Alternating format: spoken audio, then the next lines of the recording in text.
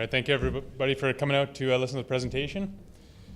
So my name is Richard Drexler, the VP Communications for Strategic Metals. We're a Yukon-focused project generator. I'm going to have some forward-looking statements in here, so I'll get you to read that carefully. So we're an innovative and very well-funded project generator. We've got over 100 projects in the Yukon.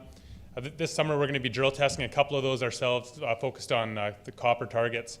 And we have major shareholdings in a number of companies that provide us exposure to a lot more drilling. Upwards of 16 million has been announced so far that we've got exposure to through major share interests. So here you see our shares outstanding, about 89 million out. We've got a market cap of 37 million, but our working capital, which consists of about 12 million of cash and the remainder of marketable securities, is 32. So you're getting one of the largest portfolios of claims in one of the best jurisdictions in the world for about $5 million currently. We've been at this project generation business for a while, and one way to reward shareholders when the market doesn't do it is to distribute shares of other companies to your shareholders. So over the last 10 years, we've returned $20 million in distributions to our shareholders. Management and Condar Resource Investment Partners, as well as the Tocqueville Gold Fund, are large shareholders of the company, been with us for quite some time. So we call ourselves the Yukon Experts. We're backed by Archer Catherine Associates. They've been focused in the Yukon for over 50 years. Strategic's been at this as a project generator since the mid-2000s. And our team has been involved in a large percentage of the major discoveries in Yukon, as you can see by the list there. So this map here shows the dominant position of Strategic and our group companies in the Yukon. You've got Strategic showing up in red, and then companies that are out of our office where you've got cross management and large share interests show up in the other colors. Yukon's been a favorite place for the majors to go to work here the last couple years. You've had Barrick come in and do a JV agreement with Attack Resources. You've had Goldcorp and Agnico come in the White Gold District. You've had Newmont come in the Plateau discovery. Coeur Mining has come in and invested in Claza. And we've got BMC advancing the Kudzakai deposit in the Wolverine district, or the Finlayson district, sorry. And in addition to that, Coeur just purchased the silver tip in the Rancheria silver district. So as you can see, we've got exposure to all these plays. We've been involved in a lot of these discoveries in the early stages, so we knew what they looked like before they had the resources there. So what our model is to bring the targets to the point at which a partner is going to come in and drill off a resource. So we do a lot of the early stage work, try to keep the expenditures low, and then bring in partners for the larger expenditures. So a couple of the targets that we're going to be drilling this summer, I'll go over briefly here. We've got the Hopper project, which is a road accessible target in southern Yukon. This just shows the scale of the geochem anomaly next to the casino, which is a massive copper gold porphyry anomaly in Yukon. Our team was involved in the discovery of that. We had a royalty in there that we sold in the last cycle. And historically, the drilling is focused on a skarn system that flanks the porphyry anomaly because it daylights near some roads and in creek cuts. But the porphyry target's never been tested. It's in an area that's overlined by glacial material, so we've focused the last couple of years on some geophysics to identify drill targets in that part of the system. Another target that we'll be putting another couple holes into this summer is the Saloon. This is into the Yukon-Tanana terrain, so possibly more of a VMS type target, but some really nice copper numbers came out of initial drilling in 2016. And interesting to note is that it's one of the first mineral occurrences that was identified in Yukon. Back in the early 1900s, old timers were driving adits in, chasing high-grade copper gold mineralization and hauling it out on horseback. So just 200 meters north of this big copper anomaly, we've got high-grade gold that hasn't been explained. So that's one of the targets for this summer. So running Strategic as a project generation business, you can see how we've been able to balance our exploration expenditures, which show up in blue, with our proceeds that we receive from optioning projects, shows up in green. And from time to time, when we've got a project that advances to a stage where we need to do a large drill program, if we don't get the type of offer that we're looking for, we'll put it into another vehicle and just dividend all the stock to our shareholders, and then go out and advance the project that way. So as you can see, we've done 3 distributions to our shareholders over the last 10 years. And all while doing this, we've been able to grow the portfolio of targets.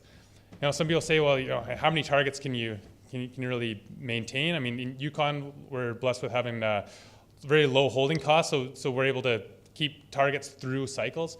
So by being dedicated to one jurisdiction, we're able to pick up targets when they're out of favor, when people are leaving the Yukon, and then we're able to keep them until the interest comes back.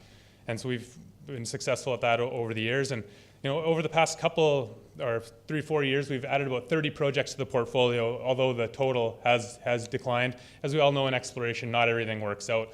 But what I just want to show there is, we do trim the portfolio. So even though we've added 30 new targets, our overall total targets have decreased over the last couple of years. So here's some of the major shareholdings and one of the other main value drivers to strategic going forward, aside from our own drilling. We've got a major interest in Rockhaven Resources, where we're actively accumulating more. They've recently announced positive metallurgy on their deposit. They've got the highest grade, greater than 1 million ounce gold deposit that's ever been discovered in the history of the Yukon. This thing is road accessible and wide open for expansion. We're going to have a new resource coming out within a couple weeks on that one. Last year we got Coeur Mining involved as a major shareholder. So insiders hold about 10 to 15%, Coeur holds 10%, Strategic holds 40%, the Tocqueville Gold Fund holds a good chunk as well. So it's almost a private company there. Attack Resources, I spoke about them briefly earlier. They've got a JV deal with Barrick Gold, also a district scale target of Carlin style mineralization. All the best drill holes that have ever come out of the Yukon have come out of Attack Resources.